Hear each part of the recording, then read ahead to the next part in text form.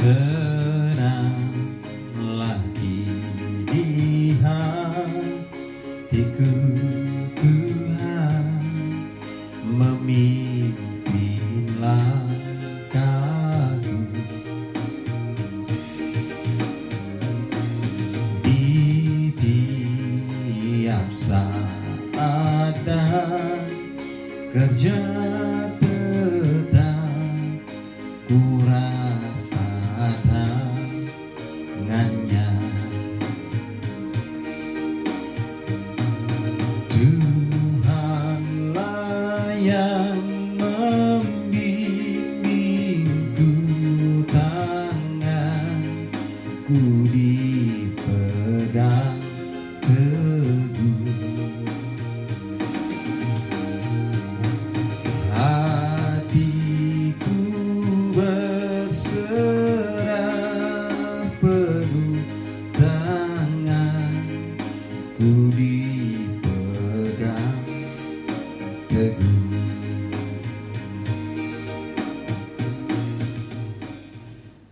Shalom saudaraku, hari ini kembali kita merenungkan satu bagian firman Tuhan yang terambil dari surat Galatia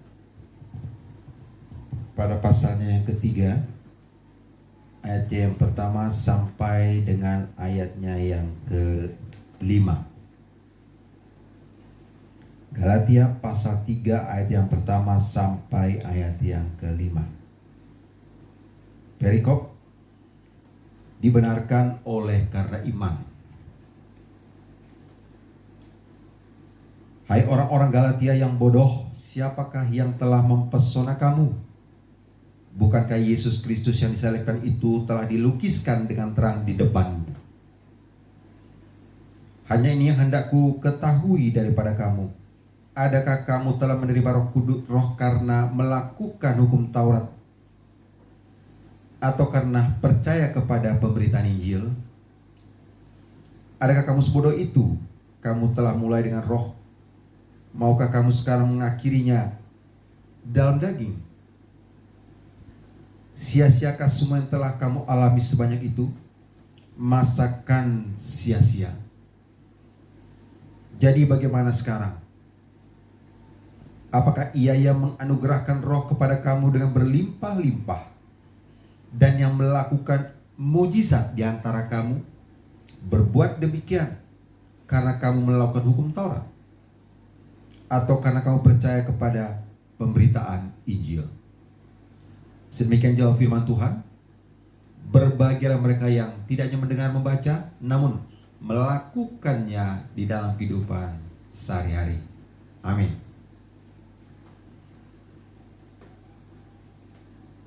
Tema kita pada minggu hari ini adalah mengenai Tuhan Yesus yang mempesona. Tuhan Yesus yang mempesona. Pada yang pertama jelas Rasul Paulus kelihatannya marah. Terlihat pada kalimat yang pertama, ayat yang pertama, pasal 3 Galatia. Dinyatakan di sana, hai orang-orang Galatia yang bodoh. Bodoh dalam pengertian di sini bukan semata-mata mengukur kepandaian seseorang,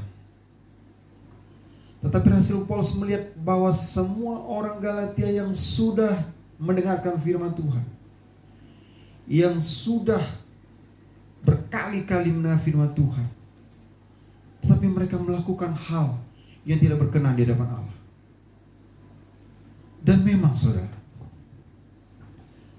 banyak orang-orang percaya sudah sering mendengar firman Tuhan, bahkan melayani di dalam pelayanan rohani, di dalam pelayanan gereja, tetapi berperilaku seperti bukan orang yang sering mendengarkan firman Tuhan. Acap kali kita ketahui banyak orang yang berkata-kata seperti rohani, sepertinya rohani. Tetapi hati dan pikirnya tidak seperti yang diajarkan oleh Tuhan. Perenungan ini bukan sedang menghakimi kita satu dengan yang lain. Tapi perenungan ini sedang mengingatkan kita secara serius, khususnya aplikasi suatu kejadian bagi jemaat di Galatia. Kita yang hidup zaman sekarang boleh kembali merasakan, adakah saya lebih melihat keberadaan di dunia ini daripada melaksanakan apa yang diajarkan oleh Alkitab.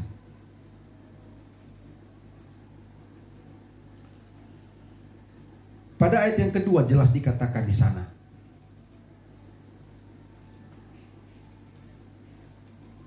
hanya ini yang hendak kukatakan daripada kamu. Adakah kamu telah menerima roh karena melakukan hukum Taurat? Atau karena percaya kepada pemberitaan Injil? Kalau terkait dengan hukum Taurat, berarti 5 kitab di dalam perjanjian lama, Kejadian, Keluaran, Imamat, Bilangan, dan yang terakhir Ulang. Ini kitab Taurat, saudaraku yang terkasih. Kelima kitab ini dipegang teguh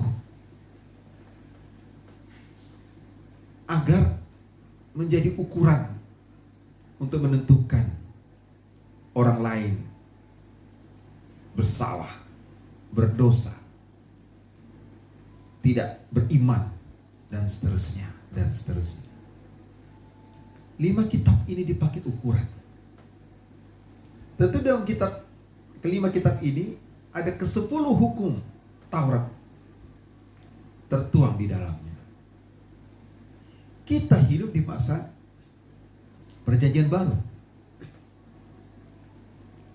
yang tidak hidup di masa hukum Taurat.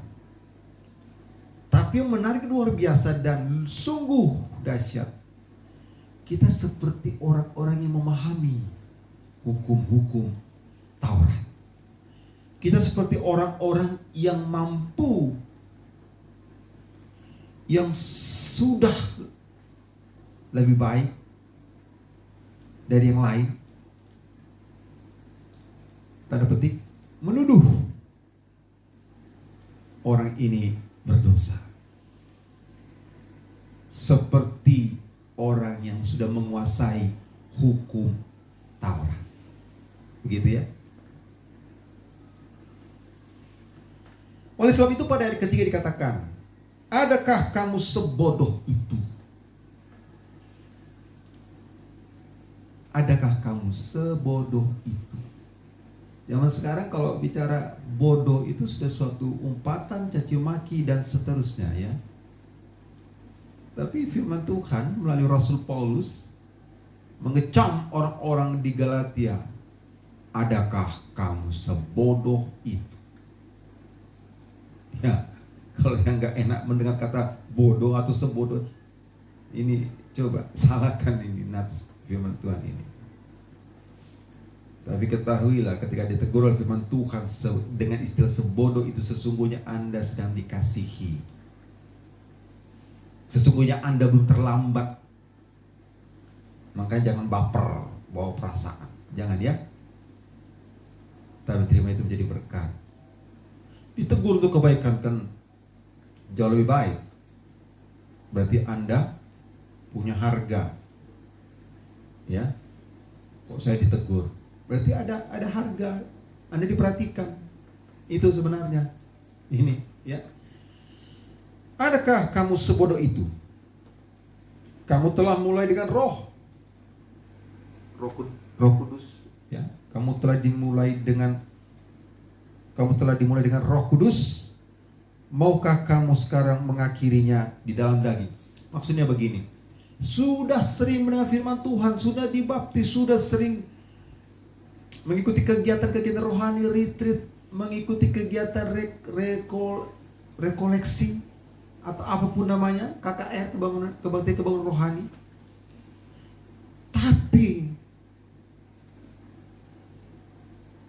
Tapi kamu sekarang mengakhirinya di dalam daging, artinya ya, ikut kegiatan rohani, ikut mendengar firman Tuhan, ikut mengikuti persekutuan, tapi perilaku manusia itu bersifat kedagingan,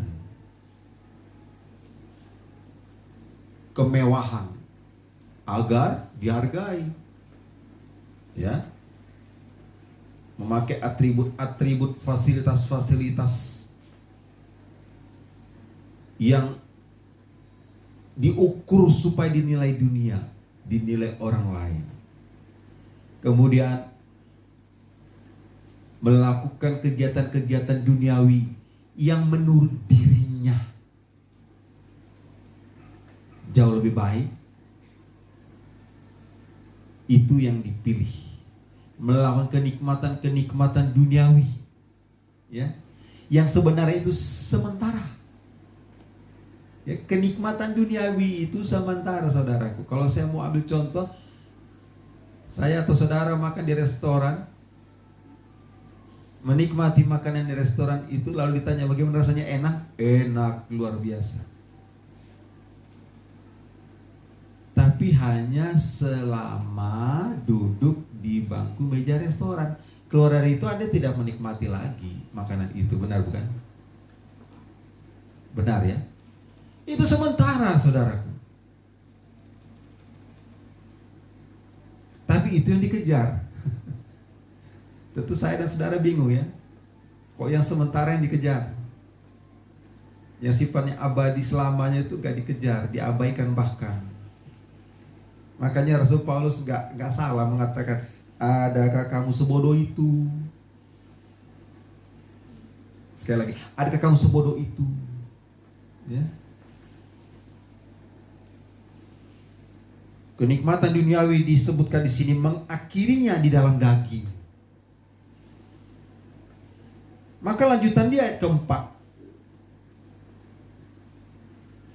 kalimat Rasul Paulus kembali menyatakan, sia-siakah semua yang telah kamu alami sebanyak itu?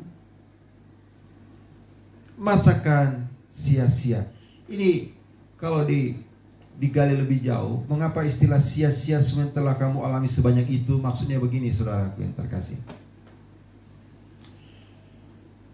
Manusia bisa hidup saja, bisa bernafas, bisa melihat, bisa berjalan, bisa makan, bisa minum. Itu suatu mujizat.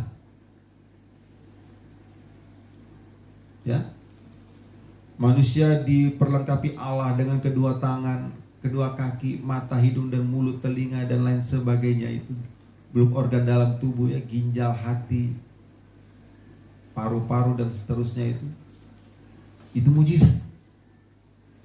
Lalu itu semua yang disebutkan barusan itu aktif bekerja dalam kehidupan sehari-hari. Sia-siakah itu? Sia-siakah itu, saudaraku? Masakan sia-sia? Maksudnya masakan percuma, semua itu ada Tuhan berikan. Punya otaknya untuk berpikir, sepertinya tidak ada gunanya otak gitu. Seperti tidak ada gunanya tangan dan kaki itu. Sia-siakah semua itu? Pertanyaan Rasul Paulus. Ayat 5 itu the point. Rasul Paulus mengatakan, jadi bagaimana sekarang? Apakah ia yang menganugerahkan Roh Kudus kepada kamu dengan berlimpah-limpah dan melakukan mujizat di antara kamu?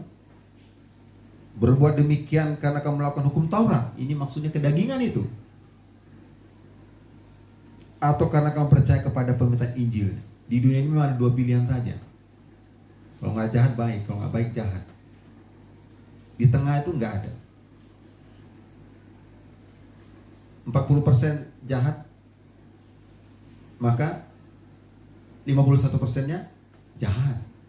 Hidupnya 40% saja berbuat jahat misalnya ya. Nggak ada 51% berbuat baik hidup tidak ada. Itu semua jadi jahat. Karena apa? Karena hati harus murni di hadapan Tuhan. Hati dan pikiran ini harus mengacu kepada firman Tuhan, pelaksanaannya. Makanya kalau hidup ini terlalu banyak bicara, duniawi sifatnya, pasti itu kemana-mana. Ceritanya kemana-mana, saudara. Ya, mari ubah hidup saya dan saudara. Ubah cara berpikir saya dan saudara. Ubah selagi masih hidup. Kalau sudah mati, tidak ada kata perubahan dalam kematian. Tidak ada, saudara. Kalau hidupmu, kalau hidup saya begini-begini saja, artinya ada yang gak beres di dalam hidup. Periksa. Seperti orang memeriksa check up tubuhnya di rumah sakit, untuk mencari mana yang sakit. Jadi kalau dalam hidup hanya begini-begini saja, periksa. Ya, ada yang gak beres. Kan Roh Kudus sudah ada.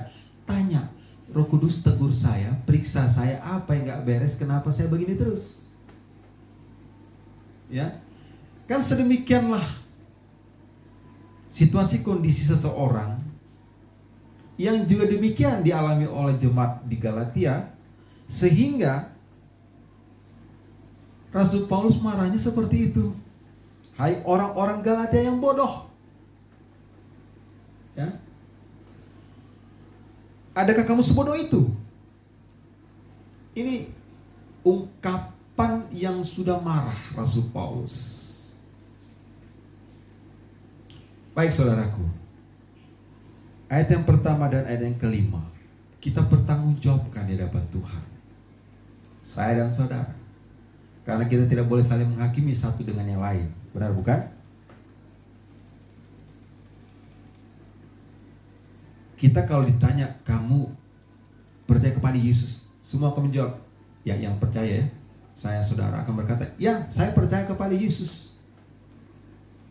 Berarti Kristen sejati. Kristen sejati itu adalah orang yang diselamatkan hanya oleh karena imannya. Itu imannya ada dalam dirinya, hatinya, hati nuraninya. Roh Kudus menyelamatkannya. Bukti keselamatan itu adalah pengorbanan Yesus Kristus di atas kayu salib. Mengapa Yesus Kristus harus disalibkan? Karena untuk melunasi kutukan dosa saya dan saudara, harus dilunasi melalui penyaliban di kayu salib. Ada yang bertanya demikian. Mengapa harus melalui penyaliban di kayu salib? Kalau tujuannya supaya mati begitu. Ya, kutuk dosa yang dilakukan Adam kan jadi mati hubungan dengan Allah jadi terputus. Lalu menjadi kita menerima warisan dosa dari Adam, dan dari sana kita semua jadi berstatus berdosa. Kita terikat oleh kutuk. Lalu Allah turun ke dunia menjadi manusia untuk membatalkan kutuk itu. Kutuk saya dan saudara dibatalkan dengan cara Yesus harus mati di kayu salib. Nah, pertanyaan yang muncul begini, saudara. Kalau mati supaya lunas kutuk, kenapa harus di kayu salib? Kenapa tidak harus dibakar? Tuhan Yesus dibakar juga mati kan? Atau dibunuh begitu juga mati bukan? Ya, seperti Daniel kan mau dibunuh mati dengan cara dibakar namun tidak terbakar bukan? Nabi Daniel. Tapi kenapa Yesus harus disalibkan? Kematiannya itu harus disalibkan. Berpikirkah kita mengapa harus disalibkan kematiannya? Alkitab telah mencatat di dalam budaya Yahudi, orang-orang yang terkutuk hukumannya disalibkan. Ya, dalam budaya Yahudi. Masa itu Yesus hidup dalam budaya Yahudi. Jadi masalah kita atau dosa Adam terkutuk, Yesus harus melunasinya dengan hukuman kutuk. Apa itu hukuman kutuk di Yahudi? Penyaliban. Jalur itulah yang ditempuh Yesus, maka dia disalib. Jadi kutuk dilunasi dengan hukuman kutuk, yaitu di kayu salib. Galatia pasal 3 pada ayatnya yang ke 13, ini jawabannya. Kristus telah menebus kita dari kutuk hukum Taurat dengan jalan menjadi kutuk karena kita. Sebab ada tertulis, terkutuklah orang yang digantung pada kayu salib. Jadi semua orang yang dihukum di kayu salib itu orang-orang terkutuk. Kita ini orang terkutuk, maka harus ditebus dengan cara hukuman kutuk, yaitu Yesus melakukan penyaliban, disalibkan. Itu kuncinya. Jadi bukan hanya dibunuh gitu, mati, selesai, tunggu hari ketiga Yesus bangkit. Bukan. Harus disalib. Itu simbol hukuman terkutuk di Yahudi. Gitu ya.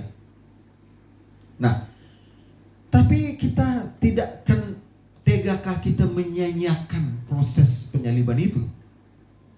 Saya yakin masih waras otak kita.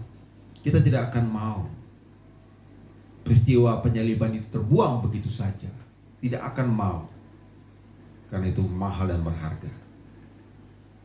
Jadi saudaraku yang terkasih, mari di dalam hidup ini, bukanlah duniawi ini, bukanlah kenikmatan yang sementara ini yang mempesona hidup kita, tetapi Tuhan Yesus melakukan banyak ajaran, tindakan-tindakan untuk menolong setiap orang yang berdosa. Dan di sanalah Tuhan Yesus mempesona. Sungguh ajaib karya-karya Tuhan. Kiranya firman Tuhan ini menjadi berkat bagi kita semua. Dan jangan sia-siakan karya-karya Kristus di dalam diri saya dan saudara. Amin.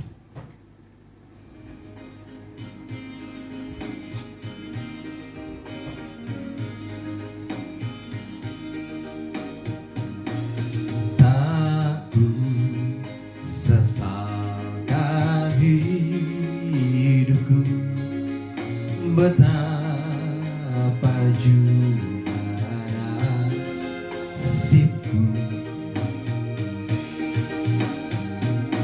sebab Engkau tetap dekat, tanganmu ku pegang erat. Tuhan layak membimbingku, tanganku dipegang teguh, hatiku berserah penuh, tanganku dipegang teguh.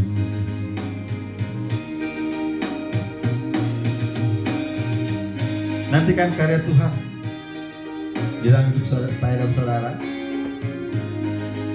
dari Dia, oleh Dia, untuk Dia. Terpuji Tuhan kita Yesus Kristus. Shalom.